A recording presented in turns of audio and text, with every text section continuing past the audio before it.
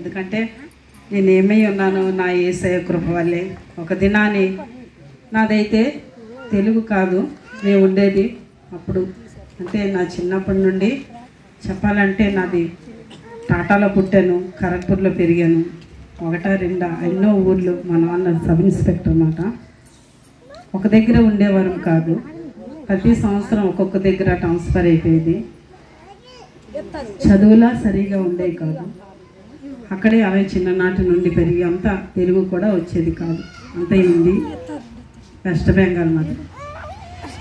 ఆ తర్వాత మా నాన్నకి ఇక్కడ విశాఖపట్నం ట్రాన్స్ఫర్ చేయించుకున్నారు. నాకు 5 నాకు 4 అక్కలు, నేనే చివరిదాన్ని. మా అమ్మకి 5 ఆడపిల్లలమే. కనుక ఈ యొక్క విశాఖపట్నం వచ్చినప్పటికీ నాకైతే ఏమీ రాదు, తెలుగే రాదు అసలు. అయితే ఇక్కడ మా సెటిల్ అయిపోయాము. మా నాన్నకి ఇక్కడే రైల్వే స్టేషన్ దగ్గర ట్రాన్స్ఫర్ చేయించుకున్నారు. సొంతూరు ఇక్కడే. మా అమ్మది ఎందుర్తి, మా నాన్న వాళ్ళది అమృతపురం. కానీ ఉద్యోగులు అయితే వాళ్ళు వెళ్ళిపోయారు. మళ్ళీ లాస్ట్ మళ్ళీ ఇక్కడికే వచ్చాం. అయితే మేము ఉండేది రాంపురంలో ఉండేవారం. అక్కడే ఇల్లు కొనుక్కొని అక్కడే ఉండే స్థిరపడ్డాం. అయితే రోజు ఎవరొక్కరు వచ్చి సువార్త చేసేవారు అన్నమాట. మా ఇంటికి ఒకరొక్కరు వచ్చేవారు సువార్త ప్రకటించడానికి. నాకంటే దేవుడు అంటే చాలా కోపం వచ్చేది. అంటే యేసుప్రభుని నమ్ముకోండి అని చెప్తే చాలు, నాకు ఎంతో దీనిగా ఉండేది. ఎందుకంటే నాకు తెలియక ఎవరొచ్చి పత్రిక ఇచ్చినా నేను వీళ్ళకి ఏం పనులు ఉండవా, వీళ్ళు ఇలాగ ఇస్తూ ఉంటారు అని అనుకుండేదాన్ని మనసులో. కానీ తీసుకొని మళ్ళీ ఒక దగ్గర పెట్టేసుకుండేదాన్ని. ఇలా సువార్త ప్రతిరోజు మా లైన్ అంతా కూడా క్రైస్తవులే ఉండేవారు, మేమే అన్యులు. అయినప్పటికీ ప్రతి విషయంలో ఒక్కొక్క మనిషి అయినా ఒక రోజుకి ఒకరైనా వచ్చి సువార్త చేసి వెళ్ళేవారు. ఆ సువార్త మాత్రం ఈరోజు ఫలించింది. ఎందుకంటే వారు చేసిన ప్రయత్నం ఖచ్చితంగా అది వ్యర్థం కాలేదు. ఒక్కరైనా మారుతారేమో అని వారి ప్రయాసంతో ఇచ్చిన ఆ పత్రిక నా యొక్క కుటుంబాల్లో నేనే ఒక సువార్తికురాలుగా దేవుడు ఎన్నుకున్నాడు. హల్లెలూయా. కనుక దేవుడు నిజంగా పిండంలో రూపం పడక మునిపే మనల్ని ఏర్పాటు చేసుకుంటాడంట కదా. కానీ ఎవరికి లేని ధన్యత, మా అక్కలకి లేని ధన్యత దేవుడు నాకు ఇచ్చాడు. ఎందుకంటే నేను పెళ్ళే వద్దనుకునేదాన్ని, కానీ అన్ని సంబంధాలు వచ్చాయి. కానీ లాస్ట్కి క్రైస్తవ సంబంధానికి ఓకే అయిపోయింది. ఎందుకంటే దేవుడు ఏర్పాటు. వద్దని కొన్ని దేవుడు ఒప్పించే దేవుడు అంట. ఎక్కడైతే మనం వద్దనుకుంటాం దాన్ని చేస్తాడు, ఏదైతే రాదనుకుంటాం అక్కడే నిలబడతాడంట. కనుక ఏదైతే నేను జడిసేదాన్ని అవన్నీ దేవుడు నాకు నేర్పించాడు. నాకు తెలుగే రాదనుకుంటే నిజంగా తెలుగు బైబిల్ చదవడం కూడా దేవుడే నేర్పించాడు. నిజంగా అలాగ స్కూల్కి వెళ్ళేదాన్ని వచ్చేసేదాన్ని తెలుగు రాక. ఆంధ్ర అంతా తెలుగు కదా. అయితే మళ్ళీ 5 నుండి చదివాను కానీ తెలుగు రాదు. అలా వెళ్ళేదాన్ని వచ్చేసేదాన్ని. కానీ ఒక దినాన్ని 10th వెళ్ళా, ఇంకా 9th ఉన్నానగా అందరూ నన్ను భయంపించారు, తెలుగు రాకపోతే ఫెయిల్ అయిపోతావు అనేసి. అంటే అప్పుడు పట్టానమాట, చదవాలి తెలుగు ఎలాగైనా పాస్ అవ్వాలి కదా అని. 10th ఎలాగో పాస్ అయ్యాను. కానీ ఇంటర్లోకి వెళ్ళేటప్పటికి మాత్రం తెలుగు విషయంలో మాత్రం చాలా ఇదైపోయింది. అన్ని సబ్జెక్టులు అన్నీ చక్కగా 76, 56, 60 అలాగే వచ్చాయి. కానీ తెలుగు విషయంలో మాత్రం కేవలం 9 వచ్చాయన్నమాట. 9 వస్తే నాకు నాకేం బాగలేదు, ఎందుకంటే నాకు తెలుగు రాదు కదా. అయితే అందరూ అన్నారు, 9 మార్కులతో ఎలాగ నువ్వు వెళ్తావు కాలేజీకి, ఎలక నీకు సిగ్గులేదా, నువ్వు వెళ్ళకూడదు అలాగా. అందరూ అంటే తెలుగు పాస్ అవ్వాలి, నువ్వు అలాగా చేసావు కదా. మానేసి అంటే వాళ్ళ మాటలే నేను మానేశాను. ఇంటర్మీడియట్ మానేసి ఇంకా ఉండిపోయాను ఇంటికాడ. ఆ తర్వాత ఇంకా దేవుడు మరి ఇలాగా ఒక అతను వచ్చారు, నన్ను చూడటానికి రాలేదు. మా మాయాలంటే వాళ్ళు క్రైస్తవులు, వాళ్ళ అమ్మాయిని చూడడానికి వచ్చారు. అతను వస్తే వాళ్ళు మేము అడిగారంట ఆయన్ని, మా అమ్మని నువ్వు చేసుకోవడానికి నీకు మంచి ఇల్లు ఉన్నదా, మంచి బాత్రూమ్ ఉందా, మంచి ఇటు అన్నీ అడిగారంట ఆయన. అడిగితే వాళ్ళకి ఇతనికి చిరాకు వచ్చి ఇది వద్దులేండి అనుకొని వచ్చారంట. వస్తూ మా ఇల్లు తగిలింది. మా మాయగారు ఏం చేస్తారు, మా అమ్మాళ్ళ అన్నగారు అలాగే అన్నిటి సంబంధం ఉండి వస్తావా అంటే పర్వాలేదు ఇలాగ వచ్చాం కదా వెళ్దాం అంటే మా ఇంటికి వచ్చారంట. వచ్చినప్పటికీ చూసినట్టే మరి దేవుడు ఆకర్షణ, దేవుడు ప్రణాళిక తెలియదు. కానీ మా అమ్మకి మా అక్కలకి అందరికీ ఈయన మాటలు చాలా ఇష్టపడ్డాయి. మా అమ్మ కూడా ఎంతో ఇష్టం దేవుడు అంటే.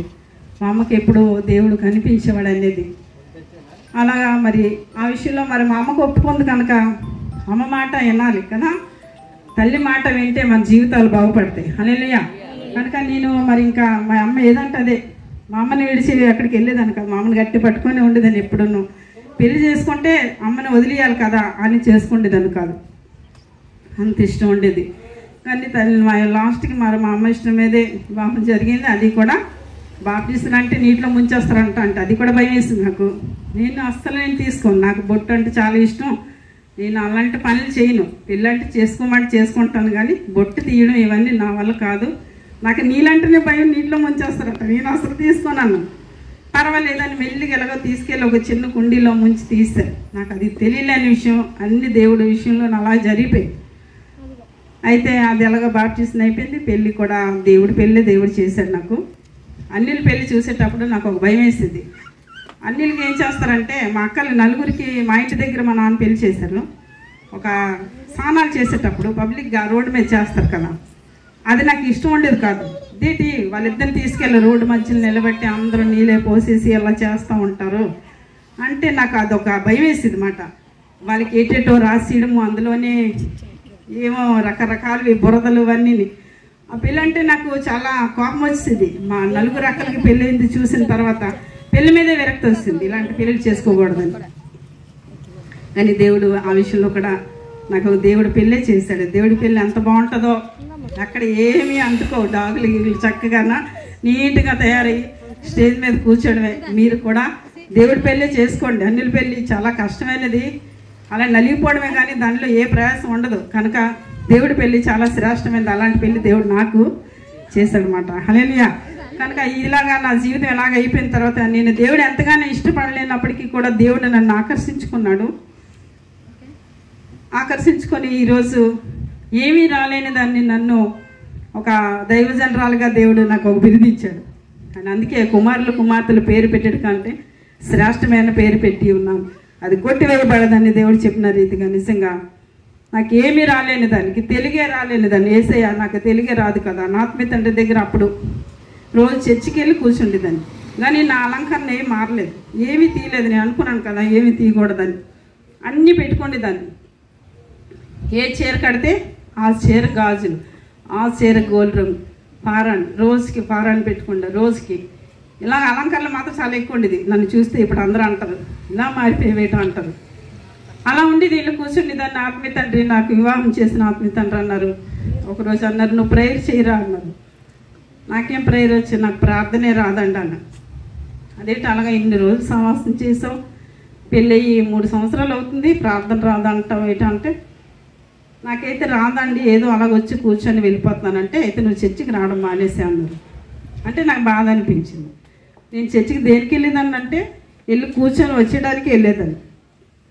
ఇప్పటికి బాబు 3వ సంవత్సరం. అయితే ఆయన అన్నారు, ఎందుకంటే అలాగన్నారంటే, అయితే నేను నరకానికి వెళ్ళిపోతాను, నీకు నేను పెళ్లి చేస్తాను కదా, నీ గురించి నేను నరకానికి వెళ్ళిపోవడం నీకు ఇష్టమైతే మరి నువ్వేదో నిర్ణయించుకో, నువ్వు కలిపి పరలోకం వెళ్ళాలంటే నువ్వు ప్రార్థన నేర్చుకో అన్నారు. నేర్చుకో అంటే ఎలాగ నేర్చుకోవాలండి అని అడిగినప్పుడు అడిగితే అంటారు, నువ్వు ఇంటికి వెళ్ళిపోరా, ఇంటికి వెళ్ళి పనులన్నీ అయిపోయాక యేసయ్య నాకు ప్రార్థన రాదు అని నువ్వు మోకాలు వేసి ప్రార్థన అడుగు, దేవుడు నీకు ఇస్తాడన్నారు. అంటే అప్పుడు నాకేం తెలియలేనప్పుడు బాబుని పడుకోబెట్టేశాను, తలుపులన్నీ వేసుకున్నాను. ఆయన అలాగే అంటారని ఇలా పడుకుని పోతే ఒక అతను వచ్చి, ఎవరు లేరు, అన్నీ తలుపులు వేసాను, అమ్మా అని పిలిచాడు గట్టిగాను. అమ్మా అనగాని నా చేతిలో ఉన్న ఇవన్నీ చిన్న చిన్న వెంట్రుకలు నిలబడిపోయి భయం వేసి లేచి నిల్చున్నాను. ఇటు చూశాను కానీ ఎవరు నాకు కనిపించలేదు. అయితే మళ్ళా ఎవరో గల అనుకున్న మళ్ళీ జారిపడ్డాను. మళ్ళా కూడా ఎవరో వచ్చి అమ్మా అని పిలిచారు. పిలగాని ఎవరు కూడా ఎప్పుడు కూడా పిలవలేని పిలుపు. లెగి అంటే నా హృదయం అనిపిస్తుంది, లెగిసి మోకాలు లెగి అనిపిస్తుంది. అదే మోకాలు వేయడం, అదే ప్రార్థన నేర్చుకోవడం. నాకు వెంటనే మోకాలు వేయని అనిపిస్తుంది మనస్సాక్షి. వెంటనే మోకాలు వేస్తే ఏం ప్రార్థన చేశానో నాకేం తెలీదు. ప్రార్థన మాత్రం ఎలాగో చేశాను ఒక అరగంట సేపు, తర్వాత మళ్ళీ మామూలు అయిపోయింది. అయితే నెలకి అక్కడ 3 గంటల సేపు ప్రార్థన, ఉదయం 10 నుండి సాయంత్రం 6 వరకు అక్కడ ప్రేయర్లు పెట్టారు. అంటే నెలకొక్కసారి ఫస్ట్ వారము పెట్టేవారు. దానికి నేను వెళ్తే అప్పుడు అన్నారు, నాదే 3 లైన్గా కూర్చున్నాము, ఒక అమ్మాయి చేసింది, రెండో అమ్మాయి చేసింది, మూడోది నాకు వచ్చేస్తుంది, భయం వేసి వస్తుంది. ఎందుకంటే ఆయన చర్చికి రావద్దు తెలిస్తారు ప్రార్థన రాకపోతే. అయితే ఏంటి ఏసయ్య నువ్వే ఉన్నావు అనుకొని ప్రార్థన చేశాను. మొక్కలు వేయడం అంతవరకే. అక్కడి నుంచి దేవుడే నాకు నేర్పించాడు. ఇంకేం ప్రార్థన చేశానో తెలీదు. మరి నా ఆత్మీయ తండ్రి ఎంత సంతోషపడ్డాడు. దేవుడు నీకు మంచి ప్రార్థన ఇచ్చాడు రా, ప్రార్థన చాలు నీ జీవితమే మారిపోద్ది. ఆ ప్రార్థన ద్వారాగానే ఏదైనా సాధిస్తావు. ఇంకెంత సంతోషం అంటే నా ఆత్మీయ తండ్రిలో అలాంటి సంతోషం ఇంకెప్పుడు చూడలేదు. అంత సంతోషం దేవుడు నా నుండి ఆయన పొందుకున్నాడు. అందుకే ఆత్మీయ తండ్రిని ఎప్పుడు నువ్వు సంతోషపెట్టాలి. ఆయన సంతోషంగా ఉంటే మనకి ఏ లోటు ఉండదు, అన్నీ కూడా తీరిపోతాయి. ఆనాడు నుండి ఈనాడు వరకు నా జీవితంలో నా ఆత్మీయ తండ్రి చెప్పిన మాట ఏ రోజైతే ఉన్నానో అప్పటి నుండి ఇప్పటికీ నా జీవితం అంతా మారింది. నా ప్రవర్తన, నా మాట, నా స్టైలు అన్నీ మారాయి. ఎప్పుడంటే ఆత్మీయ తండ్రికి లోబడినప్పుడే, ఆత్మీయ తండ్రి మాట వినినప్పుడే మన స్థితి మారుతుంది. అదే నేర్చుకున్నాను. అప్పటి నుంచి ఇప్పటి నుంచి నాకు ఏమి రాకపోయినా ఏసయ్య, నాకు తెలుగు రాదు కదా, నాకు బైబిల్ చదవడం నేర్పించంటే ఆయన అలాగా కోలబడుకొని చదివేదాన్ని. చదువుతుంటే నిజంగా ఒకరోజు పడుకుంటే ఉదయాన్నే ఒక అతను ఎవరో మనసులో వచ్చి అంటున్నారు, లెగిసి సామెతలు 3వ అధ్యాయం చదువు, అది నేను నీకు ఇస్తాను, జ్ఞానం నీకు ఇస్తాను అన్నారు.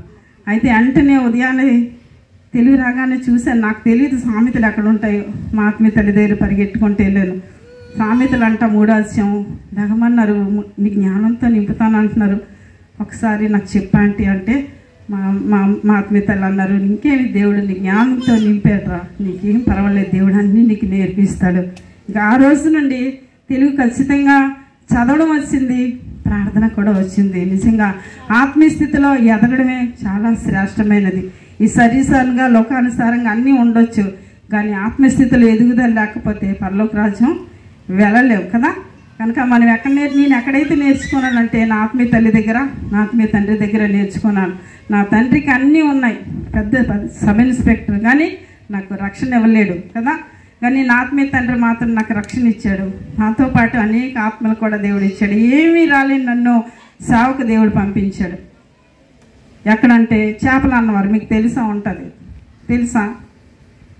చాలామంది తెలుసు. మా ఊరు వచ్చారు, మా అమ్మగారు కూడా వచ్చారు. ఆ ఊరు దేవుడు పంపిస్తే నాకు సేవ ఏంటి తెలియలేని దానికి సేవ ఏంటంటే, నువ్వు వెళ్ళి ఖాళీగా నువ్వు మోకరు చెయ్యి, నువ్వు ప్రార్థన చెయ్యి, మోకాలు వేసి ఆత్మ ఎలా రావాలో దేవుడు నీకు ఇస్తాడన్నారు. ఆ మాట పట్టుకొని వెళ్ళాను నేను ఆ ఊరు. నిజంగా ఆ రోజు వాగ్దానం కూడా ఆ సంవత్సరం, నీకు ఇచ్చిన దేశం లేవో నిశ్చయంగా నిన్ను ఆశీర్వదించునుగా, కానీ ఆ వాగ్దానం దేవుడు ఇచ్చాడు. అదే పట్టుకొని వెళ్ళాను. దేవా నాకంటూ ఏటి లేవు, ఇదే నా ఆధారం. అప్పటి నుంచి నేను వాగ్దానం నమ్మడం మొదలెట్టాను. నాకు అంతవరకు వాగ్దానం మీద ఇంట్రెస్ట్ పెట్టేదని కాదు, కానీ ఎప్పుడైతే నా జీవితంలో మొదటి వాగ్దానం భయపడకు నేను నీకు తోడై ఉన్నాను, రెండో వాగ్దానం దయనుంది మంచిదాను అని ఎప్పుడైతే సేవకి వెళ్ళానో ఆ మంచి వాగ్దానం దేవుడు ఇచ్చాడు. అప్పటి నుంచి ఇప్పటి వరకు ప్రతిదీ వాగ్దానం ద్వారాగానే దేవుడు నన్ను నడిపిస్తున్నాడు. వాగ్దానం సొంతం చేసుకుంటున్నాను. ఈ సంవత్సరంలో నాకు ఇచ్చిన వాగ్దానం సమస్త జనుల కంటే ఎక్కువగా నన్ను ఆశీర్వదిస్తానంట. నా జీవితంలో, నా సంఘంలో కానీ గొడ్డితనం ఉండదంట. సర్వ రోగముల నుండి దేవుడు విడుదల ఇస్తానంటున్నాడు. ఐగుప్తులు కలిగిన ప్రతి ఒక్క తెగులు నా మీదకి, మా సంఘం మీదకి రానికుండా దేవుడు నాకు అట్టి వాగ్దానం దేవుడు ఇచ్చాడు. ఇవన్నిటికీ ఒకటే ఏంటంటే, నా జీవితం మారింది ఎవరి ద్వారా అంటే నా ఆత్మీయ తండ్రి ద్వారా. కానీ అందుకే ఎప్పుడైనా సంఘంలో ఉన్న దైవజనునికి ఎప్పుడు మనం ఏం చేయాలట, లోబడాలి. ఎవరు లేరు, నేను వెళ్ళేటప్పుడు ఒకే ఒక ఆత్మ ఉండేది, ఇద్దరే ఉండేవారు. ఆ ఇద్దరితో ఏం సేవ చేస్తామో అనుకున్నాం, కానీ ఒంటరైన వారిని 1000 మందిగా చేస్తాడంట దేవుడు కదా. ఇప్పుడు నేను నేర్చుకున్నాను అవన్నీ. ఇప్పుడు నాకు దేవుడు గుర్తిస్తున్నాడు. అవన్నీ చదువుతూ ఉంటే ఆనాడు ఏమీ లేకుండా వచ్చిన దాన్ని నన్ను 2 ఆత్మలతోనే ఈరోజు అనేక మందిని దేవుడిచ్చాడు. మోకరించి ప్రార్థన చేస్తే ఏదైనా దేవుడిస్తాడు. నా జీవితంలో ఎన్నెన్నో ఇచ్చాడు. ఇప్పుడు నేను చెప్పను, ఎక్కడికి వెళ్ళినా బయటనే దేవుడు నాకు చెప్పేలా చేస్తాను.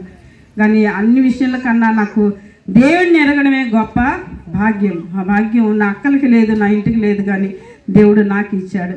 ఈరోజు నేను ఎలాగున్నానంటే దేవుడిచ్చిన భాగ్యమే. నా ఆత్మీయత, నా బిడ్డలు కూడా ఎక్కడికి వెళ్ళి ఉజ్జీయంగా ఉంటారు, కాదనరు. ఎక్కడికైనా రండంటే వస్తారు. వారు కూడా ప్రార్థనల వల్ల ఈరోజు సంఘం కూడా అభివృద్ధి పరచబడుతుంది.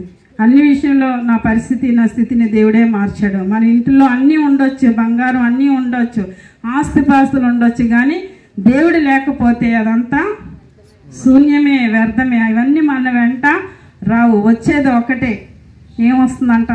దేవుడిచ్చిన రక్షణే మన వెనకాల వస్తుంది. కనుక నాకు ఈ చిన్న సాక్ష్యం ఇచ్చినందుకు మరొకసారి దైవజనులకి వందనాలు చెల్లించుకుంటూ, ఈ సాక్ష్యం నిజంగా నాకు తెలీదు, ఎలాగో చెప్పేశాను, మీరేమనుకోకండి. కానీ నేను నేర్చుకుంది ఒకటే, నా ఆత్మీయ తండ్రి దగ్గర మాట వినడం, ఆయన చెప్పింది చేయడం. అందువల్ల ఈరోజు దేవుడు నన్ను ఇలాగ ఆశీర్వదించాడు. మీరు అలాగంటే ఖచ్చితంగా మీ జీవితాల్లో, మీ వ్యక్తిగత జీవితాలు, మీ కుటుంబాల్లో కూడా ఆశీర్వాదాలు చూడగలుగుతారు. హల్లెలూయా. ఈ సాక్ష్యం దేవుడు దీవించును గాక.